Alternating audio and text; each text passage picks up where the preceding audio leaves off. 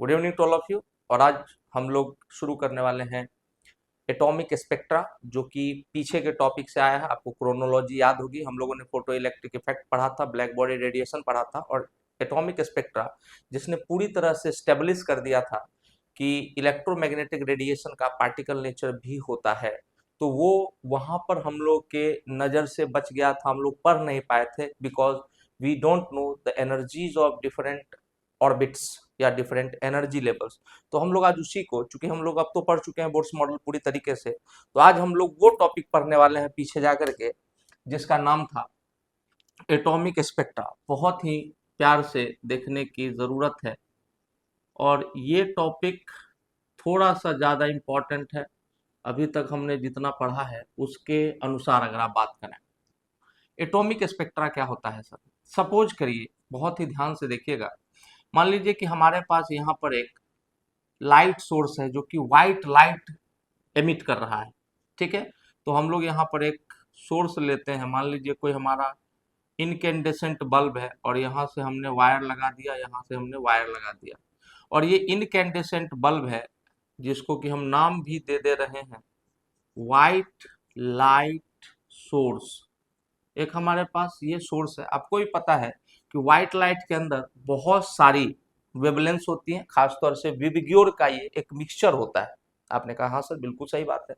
तो अगर ये विबग्योर का मिक्सचर है और यहाँ पर हम कोई स्लिट लगा दें या कॉलीमेटर लगा दें, कॉलीमेटर, ताकि इससे जो निकलने वाली रेज है इसको आप कॉलीमेट कर सकें एक पर्टिकुलर डायरेक्शन में, और यहाँ पर हम लोग एक प्रिज्म लगा दें। आपने 10th तक में ये जरूर पढ़ा होगा कि जब भी प्रिज्म से कोई white light, monochromatic white light टकराती है, तो इसके कंपोनेंट्स आपको यहाँ पर विबग्योर के रूप में दिखते हैं। आपने कहा सर बहुत अच्छी बात, तो यहाँ पर जो कलर है आपका वो क्या है, विबग्योर। आपने कहा सर बात तो सही है, ढेर सारा सातों कंपोनेंट ऑफ लाइट आपको दिख जाएगा। बट यहाँ ये कैसा सोर्स था, व्हाइट लाइट सोर्स था। अगर मैं बात करूँ तो पुराने जमाने में जो बल्ब आता था, इनकेंडेसेंट बल्ब, या सन की लाइट को आप इमेजिन कर सकते हैं, व्हाइट लाइट होती है which is containing all the colours, all the wavelengths of light, wavelengths of light. आपने कहा ठीक है, तो ये आप मान लीजिए इनकेंडेसेंट बल्ब है जो व्हाइट लाइट का अपना सोर्स था। अच्छा सर, लेकिन अगर मान लो कि मैं इसके जगह पर, क्योंकि यहाँ पर क्या होता है, इस बल्ब में यहाँ पर एक फिलामेंट होता है, तो आप याद करिए कि यहाँ पर एक सॉलिड फिलामेंट होता है जो मेटल का बना होता है। इसके हीट होने की वजह से यहाँ से फिर व्हाइट लाइट निकलती है। सन होगा तो सन से किरणें निकलेंगी, वो फिर अपने कंपोनेंट्स में टूट जाएंगी, जो कि विबग्योर होता है। आपने कहा अच्छी बात है। परंतु अगर इसके जगह पे हम एक डिस्चार्ज ट्यूब यहाँ पे ले लें, एक डिस्चार्ज ट्यूब ले लें और इसके अंदर गैस भर दें, बहुत ध्यान से देखिएगा, आपने इस ट्यूब के अंदर क्या भरा है सर, गैस भरा है, और फिर से इसको हम हीटिंग करने की व्यवस्था कर दें कि हमने इसके क्रॉस पोटेंशियल डिफरेंस अप्लाई करके यहाँ पर देखिए हमने इसको हीट कर दिया। हीट कर दिया तो अब ये कौन से पार्टिकल्स हैं, ये गैस के पार्टिकल्स हैं। यहाँ हम एक सॉलिड को हीट कर रहे थे, मेटल को हीट कर रहे थे। आपने कहा अच्छी बात है। अब क्या होगा कि इससे जो लाइट्स निकली हैं, इससे जो रे निकला, इसको भी आपने एक स्लिट के थ्रू पास कराया। दिस इज अ स्लिट और collimator, this is just use to collimate the wave.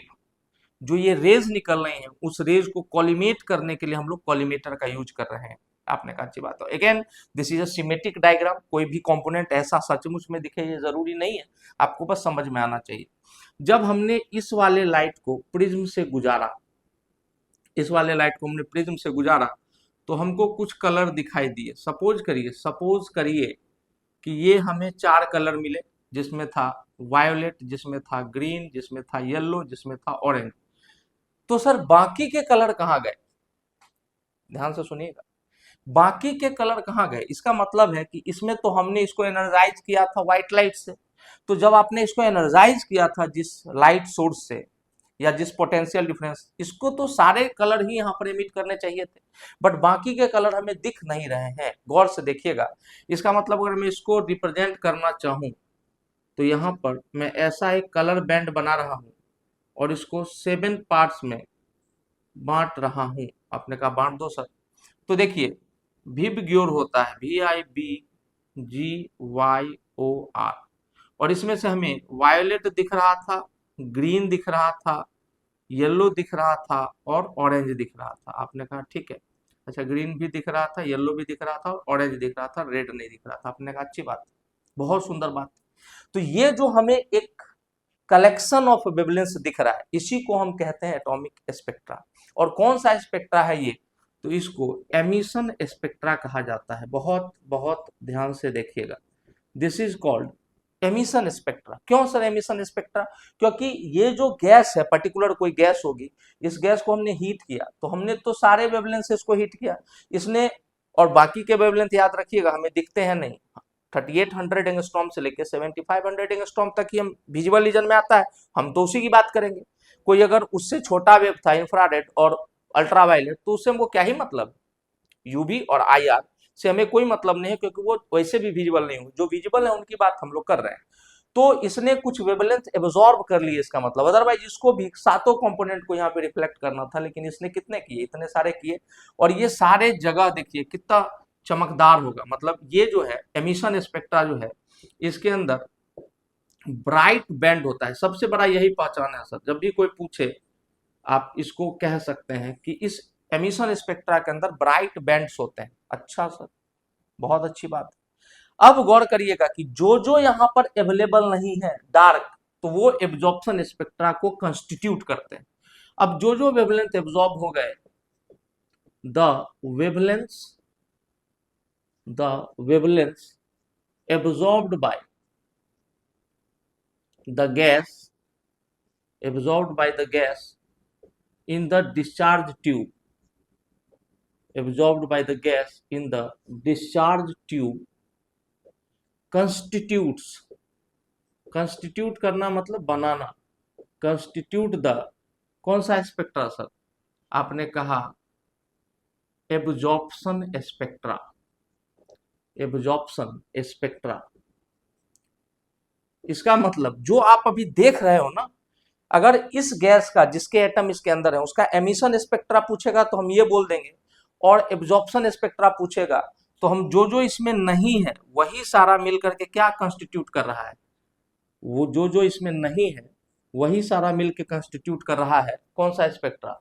Emission spectra. अच्छा सर, लेकिन क्या सबसे बड़ी बात है, देखिए आप इसको अगर समझ गए तो आपका काम हो जाएगा। 1 2 3 4 5 6। अच्छा एक और बना लीजिए।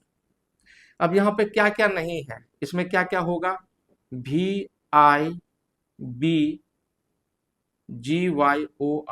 देखिए ये तीनों इसमें नहीं था और ये सारे इसमें थे। तो जो नहीं थे उन्होंने कंस्टिट्यूट किया कौन सा स्पेक्ट्रा? एब्जॉर्प्शन स्पेक्ट्रा, क्योंकि वो सारे वेवलेंथ इस गैस ने एब्जॉर्ब कर ली होंगी और कुछ वेवलेंथ को उसने जाने दिया। जिनको जाने दिया उन्हीं को हम एमिशन स्पेक्ट्रा कहते हैं। और कई बार एमिशन स्पेक्ट्रा को ही लाइन स्पेक्ट्रा भी कहा जाता है। तो आपने कहा सर अच्छी बात है, सुंदर बात। लेकिन अब खासियत क्या है कि इसमें ये सारे जो बैंड्स हैं वो आपको चमकते हुए दिखेंगे, मतलब यहाँ पे ब्राइटनेस होगी। लेकिन यहाँ पर जो एमिशन स्पेक्ट्रा है, देखिए इंडिगो वाले को मैं ऐसे डार्क कर दे रहा हूँ, इंडिगो वाला, ब्लू वाला ये डार्क कर दिया मैंने, और यहाँ रेड वाले को डार्क कर दिया। यहाँ पर यहाँ ब्राइटनेस नहीं होगी सर, बिकॉज एब्जॉर्प्शन स्पेक्ट्रा में डार्क बैंड्स होते हैं। ये जो भी डार्क बैंड्स हैं यही किसको रिप्रेजेंट कर रहे हैं? The collection of dark bands are representing the, आपने कहा सर एब्जॉर्प्शन स्पेक्ट्रा। और कहां कहां डार्क बैंड है? वहां वहां डार्क बैंड है जहां पर इसमें ब्राइटनेस नहीं है। इसका मतलब अगर हम इन दोनों को मिला दें, तो अगर मैं यहां पर लिखूं कि एब्जॉर्प्शन स्पेक्ट्रा और प्लस एमिशन स्पेक्ट्रा, मैं दोनों को मिला दूं, तो आप कहेंगे सर बहुत बढ़िया बात है। जब इस दोनों को आप मिलाओगे तो ये पूरा का पूरा क्या बन जाएगा? आपका एटॉमिक स्पेक्ट्रा। आपने कहा ठीक है sir, the whole spectra will be generated, VIBGYOR। अच्छा, खेल समझ में आ गया होगा। हमने इसको एनर्जाइज किया, इस चूंकि अब ये सॉलिड सरफेस एनर्जाइज नहीं हो रहा था फिलामेंट की तरह, अब हम गैस को एनर्जाइज कर रहे थे, तो उसके जो एटम्स है वो हाई एनर्जी लेवल पे जा रहे थे, या इसके जो इलेक्ट्रॉन है एटम के वो हाई एनर्जी लेवल पे जा रहे थे। वहां उनको फील हो रहा था कि वी आर अनस्टेबल, फिर से वेवलेंथ एमिट करके वो लोअर एनर्जी लेवल पे आ रहे थे, वही वेवलेंथ आपको दिख रही थी। तो हमको आप सारी वेवलेंथ दिखनी चाहिए थी ना, लेकिन कुछ वेवलेंथ दिखी और बाकी की जगह हमको डार्क स्पॉट दिखे। जो डार्क स्पॉट वाले थे they are said to be constituting the absorption spectra, and जो ब्राइट फ्रिंज थे, जो ब्राइट बैंड था, उसको हमने बोला कि ये एमिशन स्पेक्ट्रा को कंस्टिट्यूट कर रहा है। आपने कहा सर अच्छी बात है, कहीं कोई दिक्कत नहीं।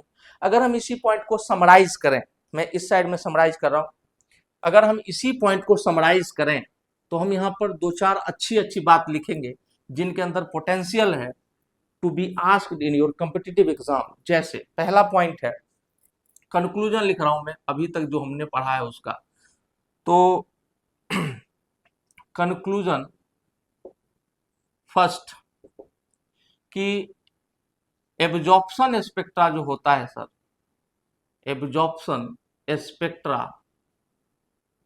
Is the photographic negative of emission spectra. अच्छा सर ये क्या बात हुई, आपको याद होगा या नहीं होगा, पहले एक रील से फोटो खींचा जाता था, उस कैमरे में रील डलती थी, आज की तरह डिजिटल कैमराज नहीं थे। तो जो डिजिटल रील वाला कैमरा था उसके अंदर एक रील डलती थी और उस रील में आपकी फोटो उल्टी आती थी। फिर जब उसको डेवलप किया जाता था लैब के अंदर तब वो फोटो सीधी हो जाती थी। मतलब जो चीज एमिशन स्पेक्ट्रा में ब्राइट है, जो चीज एमिशन स्पेक्ट्रा में ब्राइट है, उन सारी जगहों को आप देखो तो वो डार्क दिखेंगे किस में, एब्जॉर्प्शन स्पेक्ट्रा में, एंड वाइस वर्सा। आपने कहा सर अच्छी बात है। सेकेंड पॉइंट कि हर एटम को आप पहचान सकते हो atomic spectra is the fingerprint of an element slash atom. आपने कहा सर ये भी बात समझ में आई कि हर, देखो ये फिंगरप्रिंट क्या होता है, मान लो पूरे धरती पर 7 बिलियन लोग हैं, लेकिन उन 7 बिलियंस के अंदर क्या है, सबके फिंगरप्रिंट्स अलग अलग हैं। उसी तरह एटम अगर हमारे पास, मान लीजिए कि हमारे पास जितने भी एलिमेंट हैं, उन सभी एलिमेंट्स का जो क्या है एटॉमिक स्पेक्ट्रा वो अलग अलग होगा।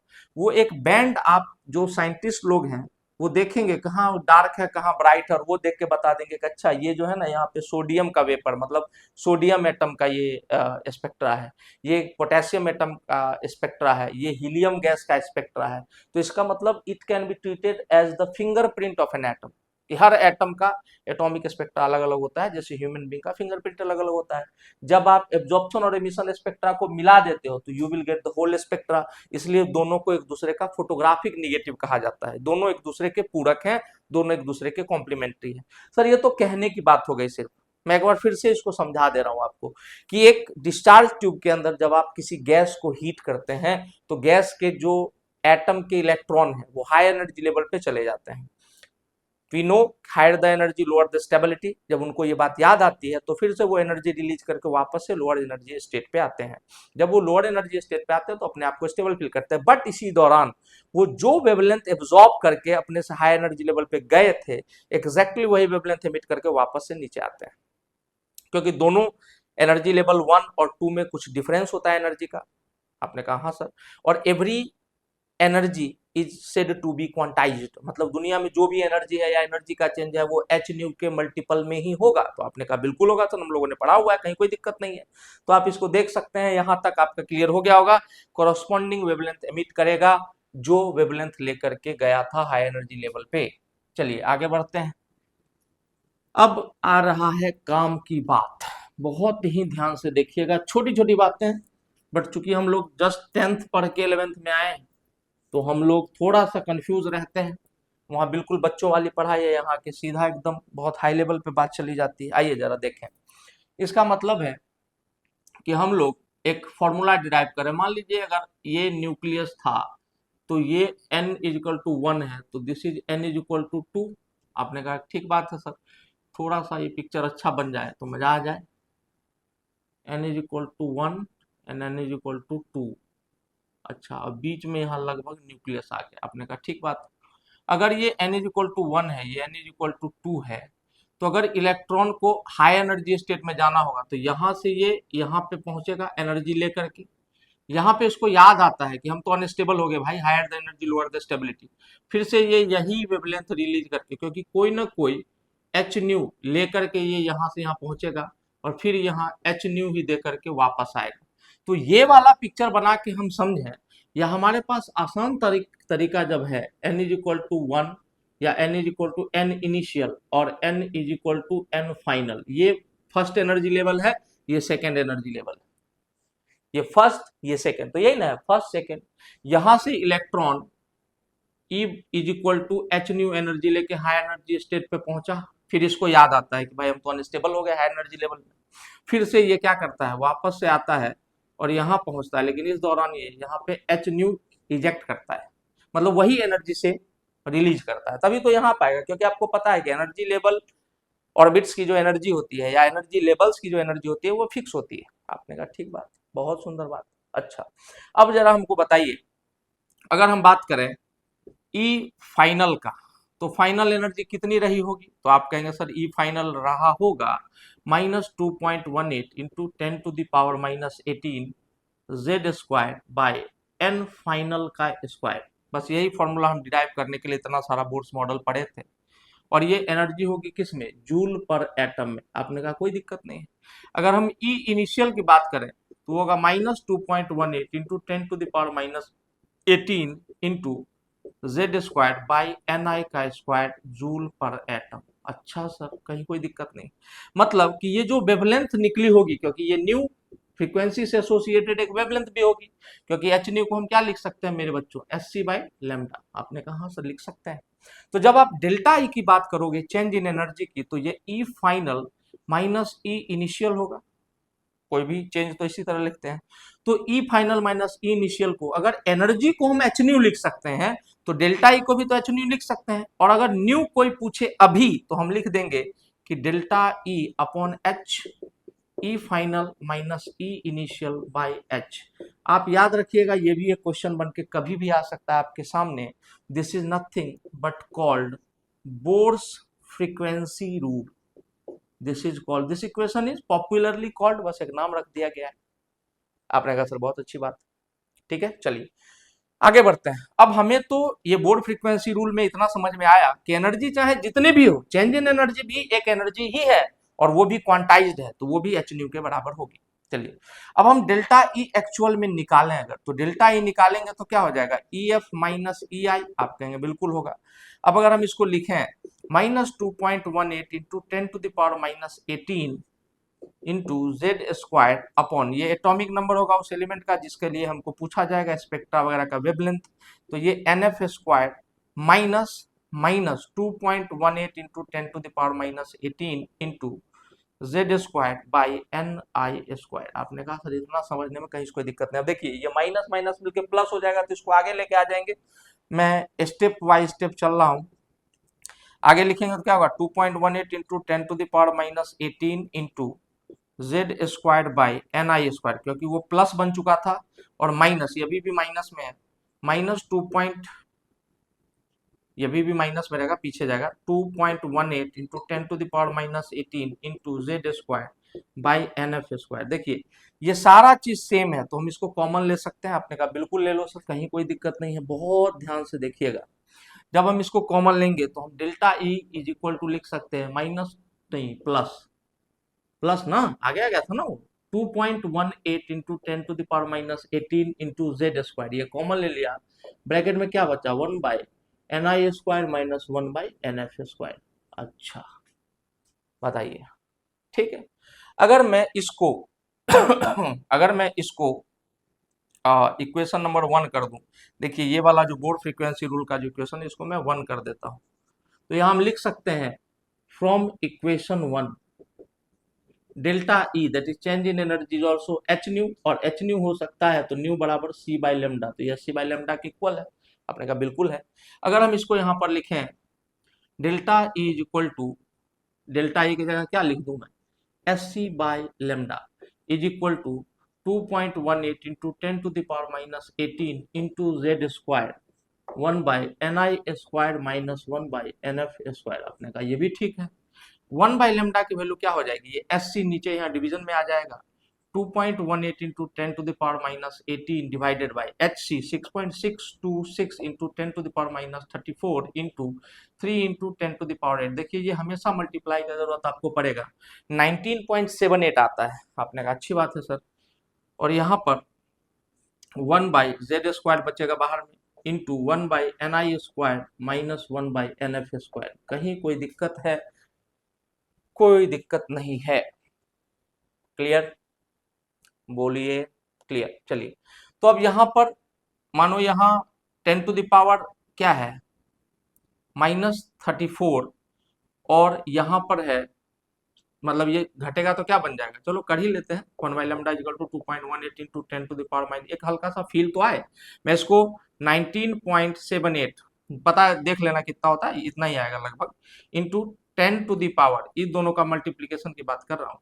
और ये कितना का आसपास आएगा 10 to the power minus 26 into Z square और 1 by N I square minus 1 by N F square आ जाएगा। आपने कहा बिल्कुल करेक्ट बात है, कहीं कोई दिक्कत लग ही नहीं रहा है सर। अच्छा अब ये ऊपर जाएगा तो क्या बचेगा 7 और ये लगभग 20 के आसपास है। तो 1 by lambda is equal to 1.09677 into 10 to the power 7 Z square into 1 by N I square minus 1 by N F square. और इसी को हम कहते हैं, जो कांस्टेंट आया 1.09677 इंटू 10 टू द पावर 7, इसी को हम कहते हैं आर एच, यानी कि रिडबर्ग कांस्टेंट। इसके बारे में एक बहुत जरूरी बात आपको बतानी है। तो इस फॉर्मूला का जो फाइनल रूप आपको देखने को और याद रखना है, 1 by lambda is equal to R H into Z square 1 by N I square minus 1 by N F square. चलिए ये आपका फाइनल फॉर्मूला तैयार है। कोई भी ट्रांजिशन हो रहा होगा, कोई भी सिंगल इलेक्ट्रॉन सिस्टम में, मानिए Li2 प्लस के लिए हो रहा है तो Z की वैल्यू 3 हो जाएगी। आपने कहा हो जाएगी सर।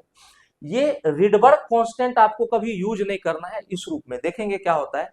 बाकी एनर्जी के फॉर्मूला में जो भी ये कांस्टेंट आता है, जो भी ये कांस्टेंट है, उन सारे कांस्टेंट को कलेक्टिवली रिडबर्ग कांस्टेंट कहा जाता है, क्योंकि जो साइंटिस्ट थे रिडबर्ग, उन्होंने इस सब को डिराइव किया था, तो उनको सम्मान देने के लिए all the constant which are involved in the formula which is used for calculation of energy are called Rydberg constant। ये भी Rydberg constant है, ये भी Rydberg constant है। -13.6 भी Rydberg constant है अगर इलेक्ट्रॉन वोल्ट में आप एनर्जी निकाल रहे हैं। यहाँ तक समझने में कोई दिक्कत नहीं है। 1 बाई लेमडा को हम न्यू बार भी लिखते हैं, कभी कभी वेव नंबर भी लिखते हैं। चलिए ये समझिए पहले, इसको समझने में मेरे हिसाब से कोई दिक्कत अभी तक नहीं होनी चाहिए। थोड़ा सा छोटा है, आप जूम कर लीजिए, ठीक है। कोई स्पेसिफिक वीडियो देखना चाहते हैं केमिकल बॉन्डिंग की, रेडॉक्स की, तो आप चले जाइए प्लेलिस्ट के अंदर, वहां से देख लीजिए। और पढ़ना है सर, आपको पढ़ना ही है, नहीं पढ़ेंगे तो बहुत दिक्कत होने वाली है। मैं कभी कभी कहता भी हूं, मैं एक दिन अपने क्लास में था, तो मैंने क्लास के बच्चों से पूछा कि क्या आपको लगता है कि आप भगवान हैं? तो सबने कहा कि नो सर। तो मैंने कहा कि नहीं, तुम हो सारे लोग, आप लोग भगवान हो। तो नहीं सर। हम बोले भगवान के अंदर सबसे बड़ा जो क्वालिटी है वो क्या है? तो उन्होंने बोला सर वो जिंदगी दे सकते हैं किसी को भी, किसी का भी जिंदगी ले सकते हैं। मतलब बेसिकली आयु बढ़ाना और घटाना ये ईश्वर के हाथ में है। तो उन्होंने कहा सर अच्छी बात है। तो मैंने कहा कौन कौन चाहता है कि उनके जो प्रियजन हैं, जो अपने बहुत ही क्लोज लोग हैं, वो बहुत जल्दी इस दुनिया को छोड़ के चले जाए? तो ये बिहार है, सब लोग गुस्से में आ गया, बुदबुदाने लगा कि सर ये क्या बात कर रहे हो। को पीछे से कोई बोल रहा है कि पागल हो गया क्या ये। खैर, तो मैंने पूछा तो कोई किसी ने हाथ खड़ा नहीं किया। मैंने कहा हाथ खड़ा करिए जो भी छात्र ये चाहते हैं कि उनके जो परिजन हैं, जो उनके परिवार वाले हैं, बहुत जल्दी ऊपर चले जाएं। तो किसी ने हाथ खड़ा नहीं किया। अब मैंने कहा कि वो लोग हाथ खड़ा करिए जो ये चाहते हैं कि उनके माता पिता, उनके फैमिली मेंबर्स जितना जी सकते थे, जिंदा रह सकते थे, उससे 20 साल ज्यादा जिए। सबने हाथ खड़ा किया। ऑब्वियस सी बात है कि सब लोग चाहते हैं उनके परिजन बहुत दिनों तक रहें, खुशहाल रहे परिवार। तो मैंने फिर उनको कहा कि भैया अगर आप नीट जेई क्रैक कर लेते हो, उसके बाद यूपीएससी क्रैक करते हो, आईएएस बन के आते हो, बिहार में वही चलता है, आईएएस ही चलता है, आप आईएएस बन के आते हो, तो आपके माता पिता खुशी खुशी में 20 साल नहीं 25 साल ज्यादा जिंदा रह जाएंगे। आप सुविधाएं तो दोगे ही, being a capable man, but वो खुशी खुशी में भी बहुत ज्यादा दिन तक जिंदा रह सकते हैं। तब सबको समझ में आया कि आप भी जिंदगी दे सकते हो अपने फैमिली मेंबर्स को by doing the right things. आपको अच्छे काम करने होंगे, सबसे पहले जीवन में सफल होना होगा। भाई बाप गर्भ में ही आप, ये फीलिंग वो है जो आप बाप बनने के बाद ही फील कर सकते हो। ठीक है, तो ट्राई अपन को करना है कि एक भी दिन इस बीच में बर्बाद नहीं करना है। Fully focused on study. आप यहाँ से पढ़िए, कहीं से पढ़िए, कोचिंग जा रहे हैं बहुत अच्छी बात है। If you are not going to a offline coaching, अगर आपके पास कोई एक्सेसिबिलिटी नहीं, उसका कारण कुछ भी हो सकता है, देन अगर आप यहाँ से पढ़ रहे हैं तो भी आप उतने ही मनोयोग से कॉपी पेन लेके बैठे, जितना पेन लेके आप कॉपी पेन लेके क्लास में बैठते हैं। Thank you. चलिए, तो ये तो हो गई थोड़ी मोड़ी ज्ञान की बात, बीच बीच में आता रहता है, अंदर का टीचर जाग जाता है, ये आपको समझ में आ गया होगा मेरे हिसाब से पूरा डेरिवेशन। अब हम लोग आगे बढ़ते हैं और बहुत ही प्यार से 1.09677 को हमने तय कर लिया है कि कभी भी यूज नहीं करेंगे। अगर आप मेरी बात को समझ पा रहे हैं तो हम लोग कभी भी इसको यूज नहीं करेंगे। आपने कहा ठीक है सर, तो निकाला क्यों? चलिए देखते हैं क्यों निकाला। अगर हम स्टडी करें जो कि हमारे सिलेबस में है, study of atomic spectra, study of atomic spectra of hydrogen, हम स्टडी करना चाहते हैं हाइड्रोजन के स्पेक्ट्रा को, ताकि ये साबित हो जाए कि इलेक्ट्रोमैग्नेटिक रेडिएशन का पार्टिकल नेचर भी होता है, तभी तो वो एक से दूसरे लेवल पे जंप करता है, फिर वापस आता है, फिर एक वेवलेंथ छोड़ता है। अच्छी बात है सर। अगर मैंने अभी आपको सिखा दिया है तो 1/λ इज इक्वल टू क्या हो जाएगा, RH into Z square 1/ni square minus 1/nf square. आपने कहा ठीक है सर, यहाँ से आप लेमडा निकाल सकते हैं। हमें कभी भी RH यूज नहीं करना है, हमको 1/RH की वैल्यू 910 से लेके 915 एंगस्ट्रॉम तक कुछ भी लेनी है, जो कि इजीली कैंसिल आउट हो जाए। ये क्या बात कर रहा हूँ समझाऊंगा। चलिए, तो साइंटिस्ट लोगों ने कुछ सीरीज खोजा। अगर आप देखें, ये n इज इक्वल टू 1 है, this is n is equal to 1, first energy level है, this is n is equal to 2, तो इसकी एनर्जी कितनी होगी सर? आपको पता है -2.18 10 टू द पावर -18। अब इसके लिए करेंगे तो -2.18 10 to the power -18 divided by क्या हो जाएगा 4, क्योंकि हाइड्रोजन के लिए z की वैल्यू तो 1 होगी। आपने कहा ठीक है सर। तो आप देखें कि ये जो सारा एनर्जी गैप आ रहा है ना, ये बना मैं रहा हूं ऐसे ही, मतलब समान, लेकिन ये समान है नहीं, ये आपको खूब अच्छे से पता है, बहुत ध्यान से देखिएगा। ये है n इज इक्वल टू 3, ये है n इज इक्वल टू 4, ये है n इज इक्वल टू 5, ये है n इज इक्वल टू 6, ये है n इज इक्वल टू 7, और ऊपर वाला है n is equal to infinity. ढेर सारे बीच में अनंत एनर्जी लेवल्स हैं, 1 से लेके इन्फिनिटी तक है। ठीक है सर, मैंने क्या बोला आपको शायद समझ में आया। इलेक्ट्रॉन वोल्ट में ज्यादा समझ में आएगा। इसका है -13.6 इलेक्ट्रॉन वोल्ट, इसका क्या है -13.6 डिवाइडेड बाई 4, इसका है -13.6 डिवाइडेड बाई, याद करिए n स्क्वायर, तो 9, -13.6 डिवाइडेड बाई क्या है 16, -13.6 डिवाइडेड बाई क्या 25। तो आपने कहा सर ये तो बहुत तेजी से बढ़ रहा है, क्योंकि निगेटिव में है वैल्यू, घट रहा है मतलब बढ़ रहा है। आपने कहा अच्छी बात है, बट ये देखो मैंने ये बनाए हैं समान एनर्जी गैप, लेकिन ये सारे एनर्जी गैप अलग अलग हैं। Got it? Yes sir. तो सारे एनर्जी गैप अलग अलग है, तो उससे करस्पॉन्डिंग, उससे संबंधित जो फ्रीक्वेंसी है वो भी अलग अलग है, और अगर फ्रीक्वेंसी अलग अलग है तो वेवलेंथ भी अलग अलग है। आपने कहा हाँ सर, बात तो अब समझ में तो आ रहा है, तो मैं इसको तत्काल मिटा रहा हूं, गौर से देखिएगा, बहुत ही आराम से। चलिए, तो एटम के अंदर इलेक्ट्रॉन कहीं भी हो, मान लीजिए 2 पे है और इसने 2 से 1 पे जंप किया, गौर से देखिएगा, 2 से 1 पे आ सकते हो आप, अच्छा सर, 3 से भी 1 पे आ सकते हो आप, आ सकते हैं, 4 से भी 1 पे आ सकते हो, 5 से भी 1 पे आ सकते हो, और फाइनली इन्फिनिटी से भी 1 पे आ सकते हो। तो जो भी ट्रांजिशन हो, लेकिन फाइनली जहां पर एक्साइटेड स्टेट उसका खत्म हो रहा है, वो अपने नेटिव स्टेट में या डेटम स्टेट में पहुंच रहा है, अगर वो n इज इक्वल टू 1 है, ग्राउंड स्टेट, तो ये सारी लाइंस एक ही सीरीज से संबंधित होगी, और उसका नाम है लाइमन सीरीज। कौन सा सीरीज? Lyman series. आपने कहा अच्छी बात है सर, बिल्कुल अच्छी बात। अच्छा सर, अच्छा, ये अल्ट्रावायलेट रीजन में आ जाएगी मान लो। अब अगर कहीं से भी n इज इक्वल टू 2 पे गिरना है, तो 3 से भी 2 पे आ सकता है पार्टिकल, 4 से भी 2 पे आ सकता है, 5th से भी 2। देखो एमिशन स्पेक्ट्रा की बात कर रहे हैं अपन, तो यहाँ 1 से 2 नहीं जा सकता है। हमको सिर्फ देखना है कि हायर एनर्जी लेवल से लोअर एनर्जी लेवल का ट्रांजिशन, तो यहाँ से भी आ सकता है, यहाँ से भी आ सकता है, इन्फिनिटी से भी आ सकता है। अगर आप देखें कहीं से भी ट्रांजिशन हो रहा है हाइड्रोजन एटम में और n इज इक्वल टू 2 पर हो रहा है, मतलब ये सारे एक साथ मिलके कौन सा सीरीज कंस्टिट्यूट करेंगे, तो they will constitute the Balmer series. इसका नाम है बाल्मर सीरीज, और सिर्फ यही सीरीज विजिबल रीजन में लाई करता है। आपने कहा अच्छी बात, सिर्फ यही सीरीज विजिबल रीजन में लाई करता है, बढ़िया बात। इसीलिए इनका पता हमको पहले ही चल गया था, लेकिन ये लाइमन और बाकी के जितने भी सीरीज हैं इनका पता हमको चला तब जब हमने बोर्ड वाला फॉर्मूला डिराइव कर लिया। आप बताइए हमको, कहीं से भी आया 4 से 3 पे आ सकता है, 5 से 3 पे आ सकता है, 6 से 3 पे आ सकता है, 7 से आ सकता है, 8 से आ सकता है, इन्फिनिटी से आ सकता है। ये सारे लाइंस को हम किस सीरीज का कहेंगे? आंसर है Paschen series. Lyman, Balmer, Paschen. अब आप खेला समझ गए, कहीं से भी आए n इक्वल टू 4 पे आया, अगर इन्फिनिटी से ही क्यों ना आए, तो ये सब क्या बना देगा? Brackett series, bracket. अच्छा, कहीं से भी आया n इक्वल टू 5 पे आया, तो उसके बाद क्या हो जाएगा? ये इन्फिनिटी से ही आया, तो ये हो जाएगा P fund, P fund series का लाइन कहा जाएगा इसको।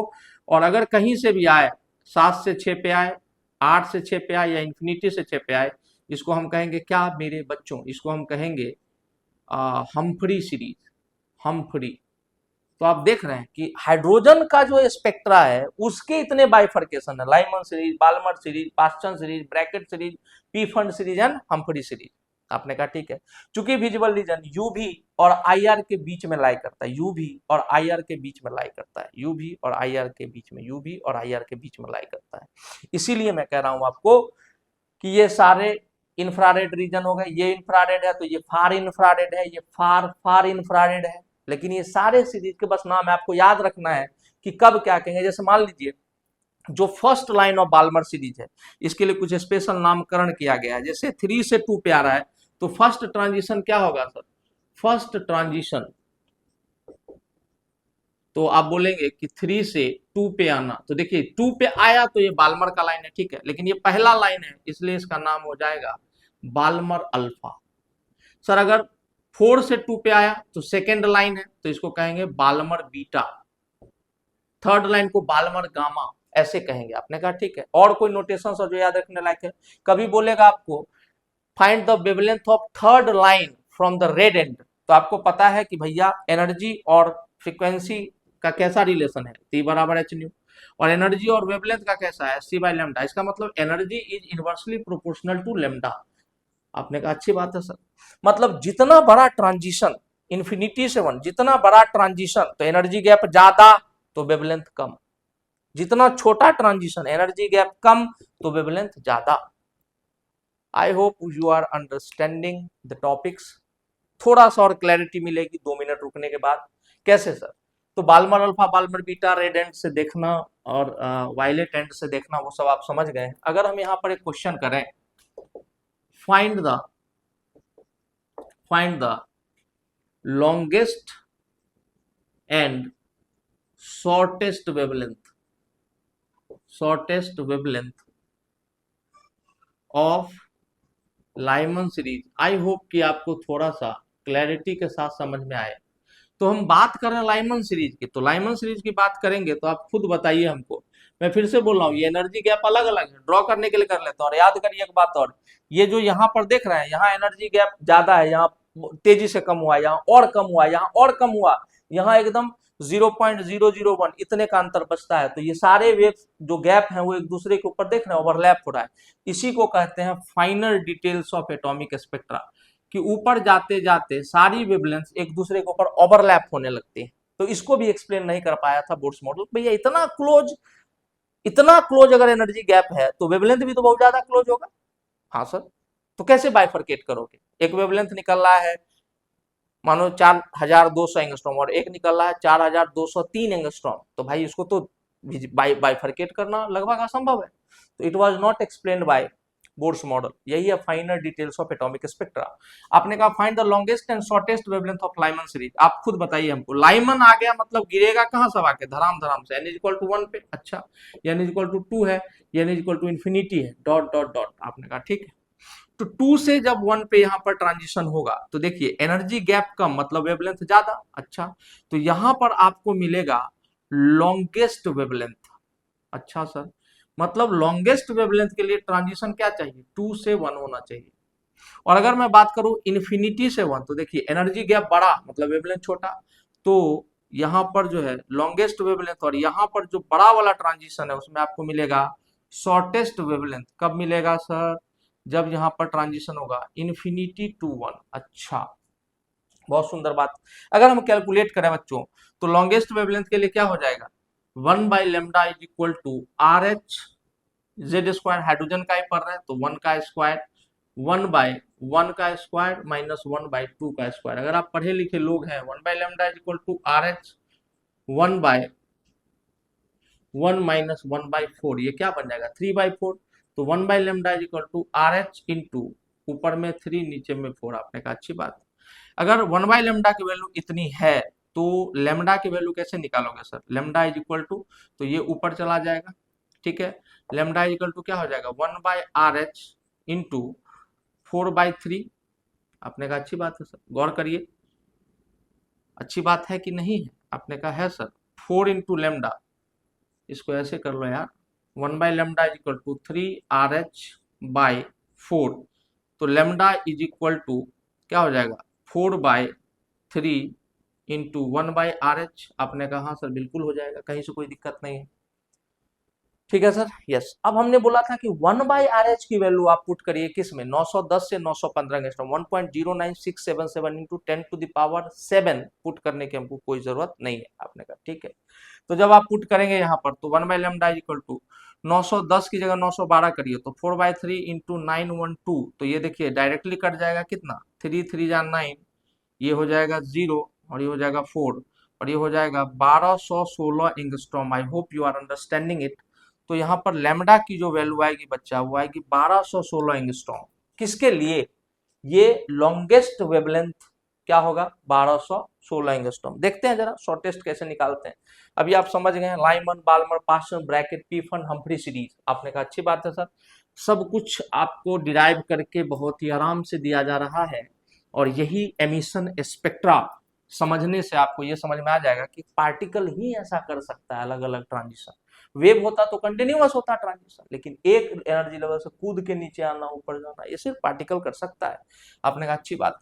जब हम यहाँ से आगे बढ़े बच्चे तो हम लोग पहुंच रहे हैं हम लोगों ने क्या निकाला था अभी, लॉन्गेस्ट वेवलेंथ, अब हम निकालते हैं शॉर्टेस्ट वेवलेंथ। तो शॉर्टेस्ट वेवलेंथ के लिए एनर्जी गैप सबसे ज्यादा होना चाहिए, क्यों सर, क्योंकि energy is inversely proportional to lambda, सबसे छोटा वेवलेंथ मतलब सबसे ज्यादा एनर्जी वाला वेवलेंथ, तो इसका मतलब ट्रांजिशन होगा इन्फिनिटी से 1, फॉर्मूला लगाएंगे 1/λ इज इक्वल टू RH 1 का स्क्वायर 1 बाय इन्फिनिटी का स्क्वायर 1/1 का स्क्वायर माइनस 1 बाय इन्फिनिटी का स्क्वायर, तो 1 बाई इन्फिनिटी एक के बट्टे में बहुत बड़ी संख्या तो लगभग 0 हो जाता है, आपने कहा ठीक है, तो 1/λ इज इक्वल टू RH सीधा, और लेमडा इक्वल टू क्या हो जाएगा बच्चा 1/RH, तो हमने बोला था अभी 910 एंगस्ट्रॉम से 915 कुछ भी मान लो जो कैंसिल आउट हो जाए, तो 1/RH को 910 मान लिया, इसका मतलब कि लाइमन सीरीज की जितनी भी लाइंस हो चाहे कहीं से भी आए और n इक्वल टू 1 पे गिरे उनका वेवलेंथ 910 एंगस्ट्रॉम से लेके 1216 एंगस्ट्रॉम के बीच में ही होगा, इससे ज्यादा हो ही नहीं सकता है, इससे ज्यादा नहीं हो सकता है, आपने कहा ठीक बात है। और आप देखिए कि हमारे आंखों का जो औकात है, किसी किताब में लिखा रहता है 4000 से 7500, कहीं 3800 से 7500 एंगस्ट्रॉम, हम इतना ही दूर देख पाते हैं, इसी वेवलेंथ को हम देख सकते हैं, इसी में आपका पूरा विबग्योर समा जाता है। अच्छा सर, तो बताइए तो हमारे लिए विजिबल ही नहीं है ना, Lyman series is not visible to the human आई।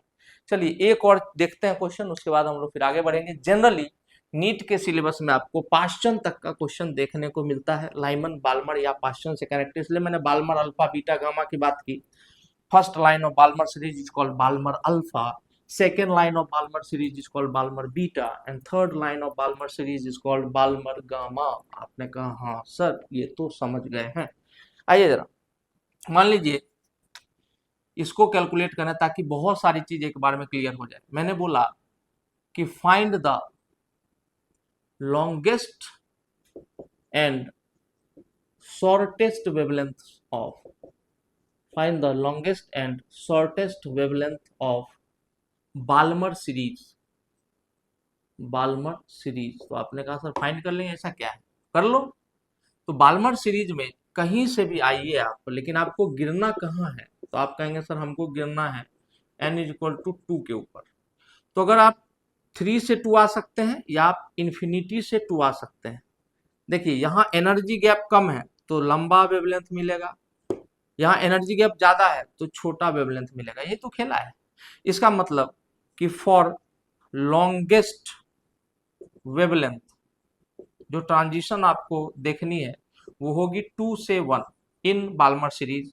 और फॉर शॉर्टेस्ट वेवलेंथ मतलब सबसे ज्यादा एनर्जी वाली wavelength, shortest wavelength energy gap ज्यादा लेना पड़ेगा आपको, तो ये इन्फिनिटी से कहाँ हो जाएगा, सॉरी 1 कर दिया मैंने, इन्फिनिटी से 2, 3 से 2 और यहाँ इन्फिनिटी से 2। आपने कहा अच्छी बात, बढ़िया बात। चलिए अब अगर हम इसको फाइंड करें वैल्यू को तो कोई दिक्कत नहीं, 1/λ इज इक्वल टू RH/z²। आप ये z² लिखने की आदत को छोड़ना मत, अदरवाइज क्या होगा कि एग्जाम में अगर Li2+ वगैरह के लिए पूछ लिया, आपने हाइड्रोजन मान करके 1 मान के निकाल दिया तो the answer will be wrong. आपने कहा ठीक है। चलिए तो लॉन्गेस्ट वेवलेंथ निकालना है हम लोग, 1/λ इज इक्वल टू RH को तो छेड़ना ही नहीं है, इसकी वैल्यू हमको कभी यूज नहीं करनी, हमको 1/RH यूज करने आना चाहिए। 1/n1² तो 1/1² माइनस 1/3, सॉरी 2, यार क्या कर रहे हो तुम, ठीक है। इसका मतलब 1/λ is equal to RH 1/4 minus 1/9, यहाँ पे हो जाएगा 1/λ इज इक्वल टू RH, ये हो जाएगा 36 और यहाँ हो जाएगा 5।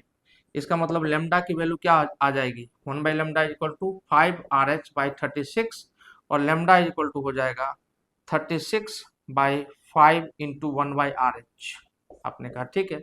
1/RH को हम फिर से 36 इंटू 1/RH को क्या लिख दोगे तुम, 910 लिख दो, कैंसिल आउट हो जाएगा, यहाँ 0 रहेगा तो 5 1 जा 5, 4 1 कितना हो जाएगा, ये 41 और ये 2 182। 182 इंटू 36 अगर आप करें तो you will find the answer. मैं थोड़ा सा करना तो चाहूंगा, इसको अवश्य करना चाहूंगा। चलिए देखते हैं, क्योंकि इसमें कुछ सिखाना भी है हम लोग को, ठीक है। एक देख लीजिए जरा, जब पढ़ ही रहे हैं, 182 into 36, 6552 angstrom, 6552 angstrom is the answer. आपने कहा ठीक है सर, बहुत अच्छी बात है, बढ़िया बात है। अब जरा एक बार हम लोग इधर शॉर्टेस्ट वेवलेंथ, ये लॉन्गेस्ट वेवलेंथ मिला है, शॉर्टेस्ट वेवलेंथ इन्फिनिटी से 2 देखना पड़ेगा आपको। तो देखिए जरा, आपने यहाँ पर शॉर्टेस्ट वेवलेंथ कंसीडर किया है, शॉर्टेस्ट वेवलेंथ, अच्छा सर ठीक। तो शॉर्टेस्ट वेवलेंथ में क्या होगा कि आप देखेंगे कि जो ट्रांजिशन है वो इन्फिनिटी से 2 आएगा, तो 1/λ is equal to RH into Z², 1/, किसका स्क्वायर, 1/2 का स्क्वायर माइनस 1/∞ का स्क्वायर। आपने कहा ठीक है, NI/NF होता है। 1/λ इज इक्वल टू RH 1/4 और ये 1/∞ का हो जाएगा 0। इसका मतलब लेमडा इज इक्वल टू क्या हो जाएगा, 1/λ इज इक्वल टू RH/4, तो लेमडा इज इक्वल टू हो जाएगा 4/RH, यानी कि 4 इंटू 1/RH। तो 1/RH को 4 इंटू 910 कर लेते हैं, आंसर विल बी 3640 एंगस्ट्रॉम। तो मैंने आपको बोला था ना कि विजिबल रेंज हमारा कहाँ से कहाँ तक होता है, 3800 एंगस्ट्रॉम से लेके 7500 एंगस्ट्रॉम के आसपास होता है। तो जो वैल्यू भी आ रही है वो भी इसी रेंज में है, 3600 बिल्कुल पास है। आपको मैंने बताया कि जैसे आप एक केक का स्लाइसिंग करते हो ना, कि केक को एकदम बराबर यहाँ से काटा, वैसे वेवलेंथ में आप नहीं कर सकते, wavelength are overlapping in nature. आप बहुत 100-200 एंगस्ट्रॉम की क्लोजनेस वाले वेवलेंथ को बाइफरकेट नहीं कर सकते। जैसे सूरज से जो किरणें निकलती हैं, yellow, orange yellow, reddish orange, ये सब एक जैसा ही आपको दिखता है। तो यही बात है। तो आपका जो सारा कुछ कॉन्सेप्ट था वो यहाँ तक क्लियर हो गया है। मैं एक बार जल्दी से रिवाइज कर देता हूँ। हमने पढ़ा कि एब्जॉर्प्शन स्पेक्ट्रा और एमिशन स्पेक्ट्रा ये दोनों एटम से रिलेटेड होते हैं। जब भी कोई गैसियस एटम अपने एक्साइटेड स्टेट में जाता है तो डी एक्साइट होकर के वापस अपने ग्राउंड स्टेट में आता है, because higher the energy lower the stability, तो उसको लोअर एनर्जी स्टेट में आना होता है। आपने कहा ठीक है, ये नेचर का लॉ है, golden principle of chemistry, basic concept में आप पढ़ सकते हैं। फिर हम लोगों ने देखा कि अगर एब्जॉर्प्शन स्पेक्ट्रा और एमिशन स्पेक्ट्रा सेम गैस की हम ऐसे मिक्स कर दें तो we will get the whole spectra. इसलिए absorption spectra and emission spectra are called photographic negative to each other, दोनों को एक दूसरे का फोटोग्राफिक निगेटिव कहा जाता है। उसके बाद हम लोगों ने क्या देखा सर, उसके बाद हम लोगों ने देखा कि लाइन स्पेक्ट्रा या एमिशन स्पेक्ट्रा जो होती है that is acting as the fingerprint to an atom. एक पर्टिकुलर एलिमेंट के एटम का जो स्पेक्ट्रा होगा वो एकदम सेम होगा, सोडियम के सारे एटम्स का स्पेक्ट्रा सेम आएगा, सोडियम वेपर फॉर्म में कन्वर्ट करना पड़ेगा ऑब्वियसली। आगे बढ़ते हैं, फिर हमने देखा कि एक इक्वेशन डिराइव कर लिया जिससे हम डायरेक्टली लैम्डा का पता कर सकते हैं। देखिए एनर्जी का गैप दिया हुआ है तो delta is equal to H nu, जिसको हम बोर्ड फ्रीक्वेंसी रूल कहते हैं, वहां से भी आप निकाल सकते हो। बट जब हम बात करेंगे एक पर्टिकुलर ट्रांजिशन की, एक पर्टिकुलर रेंज की, नंबर ऑफ स्पेक्ट्रल लाइंस की, total number of spectral lines की, तो हमें जरूरत पड़ेगी 1/RH is equal to Z square, 1 lambda is equal to RH into Z square, 1/NI square minus 1/NF square जैसे फॉर्मूलों की। हमने ये भी बताया कि आप कभी RH का जो कांस्टेंट का वैल्यू है 1.09677 इंटू 10⁻⁷ वाला, वो कभी भी यूज नहीं करेंगे। आपको 1/RH की वैल्यू 910 एंगस्ट्रॉम से लेकर 915 तक लेनी है, जिससे एकदम एग्जैक्टली कट जाए, तो अप्रोक्सीमेटली आपको वेवलेंथ सेम मिलेगा। चलिए उम्मीद करते हैं कि यहाँ तक आपको पूरी तरह से क्लियर हो चुका है। आगे बढ़ते हैं। अब एक बहुत ही प्यारा सा चीज है, अगर आप इसको कर लेंगे तो थोड़ा सा मजा आने वाला है। एक ही क्वेश्चन और उसी से हम सारा कुछ समझ सकते हैं, अदरवाइज क्वेश्चन करते रह जाएंगे, उससे कोई फर्क नहीं पड़ने वाला है। चलिए हम लोग बात कर रहे हैं, मान लीजिए कि पूछा हमसे क्वेश्चन, और ये क्वेश्चन नहीं है, ये आपका थियरी ही है, लेकिन मैं इसको क्वेश्चन के फॉर्म में करा रहा हूँ। This is called concept builder problem, ये एक कॉन्सेप्ट बिल्डर प्रॉब्लम है। ठीक है, आपसे पूछा गया कि find the total number of spectral lines, find the total number of spectral lines और wavelengths possible in the transition, in the given transition, किसी भी गिवन ट्रांजिशन जो कि था 5 से 1। बहुत ध्यान से देखिएगा। पहली बात तो ये बताइए, मैं भी पूछ रहा हूँ कि ये जो लाइन निकलेगी वो किस सीरीज से संबंधित होगी। हाइड्रोजन एटम की ऑब्वियसली बात कर रहा है, अगर कुछ नहीं दिया हुआ है तो आप कहेंगे कि सर 1 पे गिर रहा है ना, मतलब ये सारी लाइंस लाइमन सीरीज से एसोसिएटेड है। अच्छी बात है, आगे बढ़ते हैं। ये क्वेश्चन क्या है देखिए, ये सारे एनर्जी गैप अलग अलग है, मैं बार बार बोल रहा हूँ, मैं इसको इसलिए ऐसे बनाता हूँ क्योंकि थोड़ा सा सुविधा होगा चीजों को समझने में। चलिए, तो ये n इज इक्वल टू 1 है, n is equal to 2, n is equal to 3, n is equal to 4, n is equal to 5। ये सारे एनर्जी गैप अलग अलग हैं, तो इनसे एसोसिएटेड वेवलेंथ भी क्या है, अलग अलग है। गौर से देखिएगा, ट्रांजिशन ऐसा भी हो सकता है कि 5 से डायरेक्टली 1 पे आ जाए, तो आपको इस ट्रांजिशन के करस्पॉन्डिंग लैम्डा मिलेगा। अच्छा सर, ऐसा भी तो हो सकता है कि एक वेवलेंथ यहां से यहां आए, फिर यहां से यहां जाए, फिर यहां से यहां जाए, और फिर यहां से यहां आए, तो आपको 1 2 3 4 अलग अलग वेवलेंथ मिलेंगी। हाँ सर, ऐसा भी हो सकता है कि एक बार में यहां से यहां आए, फिर एक बार में यहां से यहां जाए, तो अलग अलग वेवलेंथ मिलेंगी क्योंकि सारे गैप अलग अलग हैं। ठीक है, ऐसा भी हो सकता है कि एक बार यहां से यहां आए और फिर दूसरा वेवलेंथ यहां से डायरेक्टली यहां आए। तो देखिए ये वेवलेंथ तो यहाँ है, लेकिन ये वाली नई वेवलेंथ आपको मिली। आपने कहा अच्छी बात है सर। एक ये भी हो सकता है कि यहाँ से यहाँ आए और यहाँ से यहाँ आए, तो देखिए ये जो है यहाँ तो काउंट हो गया, लेकिन ये वाला काउंट नहीं हुआ था। अच्छा सर, एक यहाँ से 3 पे आइए, अच्छा ये 3 वाला हो गया है, एक 3 वाला हो गया है, और कोई वेवलेंथ बच रहा है क्या? देखिए और कोई तरीका जिससे हम सीधा 1 पर आ सके, तो 4 पे आए, 4 से 2 पे गए, तो 4 पे आए, 4 से 2 पे गए, और 2 से 1 पे गए। अच्छा सर, देखिए जरा आप कितना काउंटिंग करिए, जरा गौर से देखिएगा। रेड मार्कर में यूज करने वाला हूं, आई होप कि आपको दिख जाए। तो आपने कहा ठीक है सर कर लो। ये है एक अलग वेवलेंथ पूरा, तो ये हो गया आपका फर्स्ट वेवलेंथ जो आपको दिखेगा। ये देखिए सेकेंड, ये देखिए थर्ड, ये देखिए फोर्थ, ये देखिए फिफ्थ, क्योंकि ये चारों एनर्जी गैप अलग अलग हैं तो इनसे एसोसिएटेड वेवलेंथ भी अलग अलग है। आपने कहा बिल्कुल है। अब यहाँ देखिए ये दो इतना दूर का ट्रांजिशन है 5 से 3, तो ये भी अलग होगा, तो छठवां वेवलेंथ आपको मिल गया। ये आपको सातवां वेवलेंथ मिल गया, क्योंकि ये एनर्जी गैप अलग है, इससे कॉरस्पॉन्डिंग वेवलेंथ भी अलग होगा। 7 लाइन मिल गए।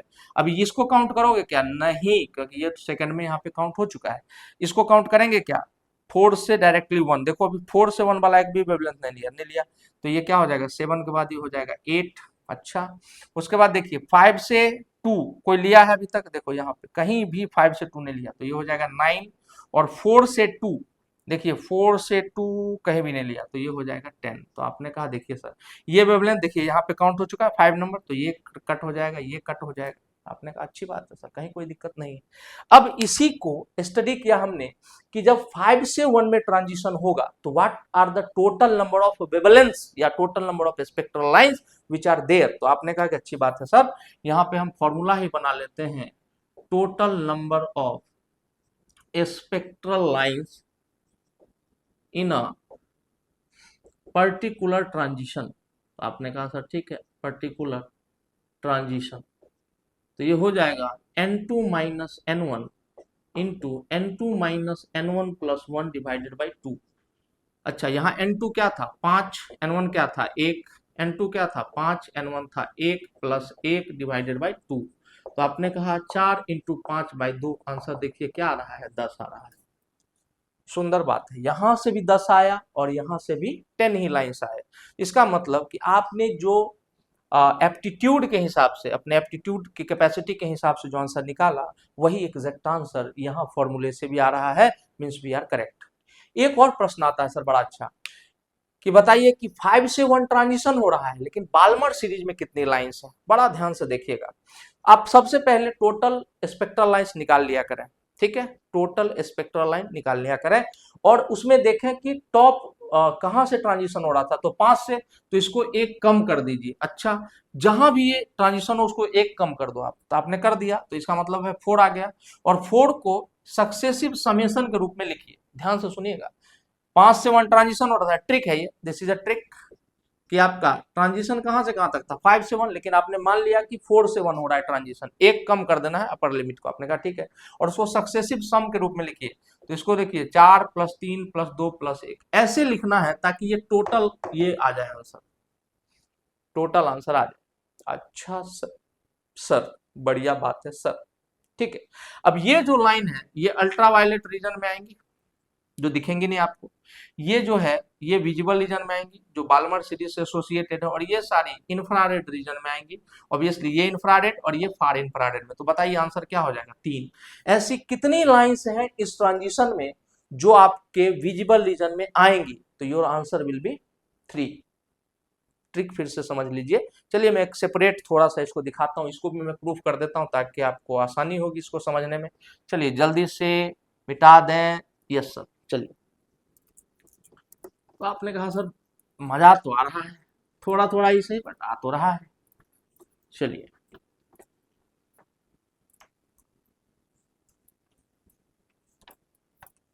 थोड़ा थोड़ा ही सही बट आ तो रहा है। आइए जरा देखते हैं, हमने बात की कि question find the total number of spectral lines, find the total number of spectral lines associated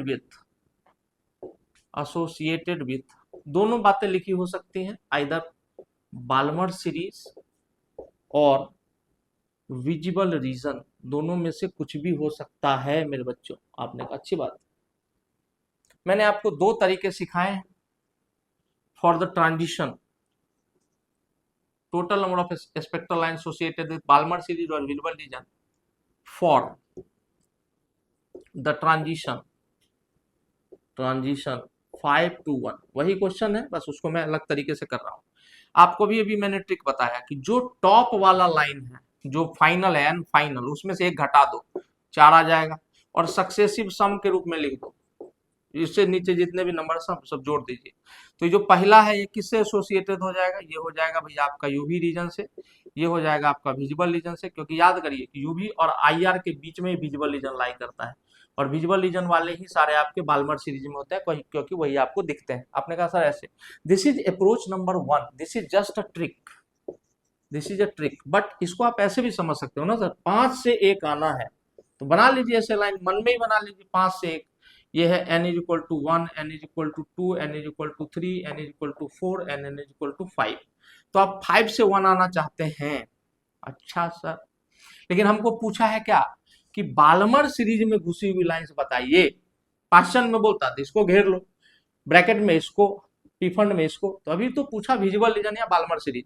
तो बताइए 5 से डायरेक्टली आप 2 पे आ सकते हो, 4 से आ सकते हो और 3 से आ सकते हो, और कहीं कैसे भी बताओ जहां से आप डायरेक्टली आ सकते हो। आपने कहा कहीं से नहीं, तो टोटल कितनी लाइंस आपको दिख रही हैं, ओनली 3 लाइंस।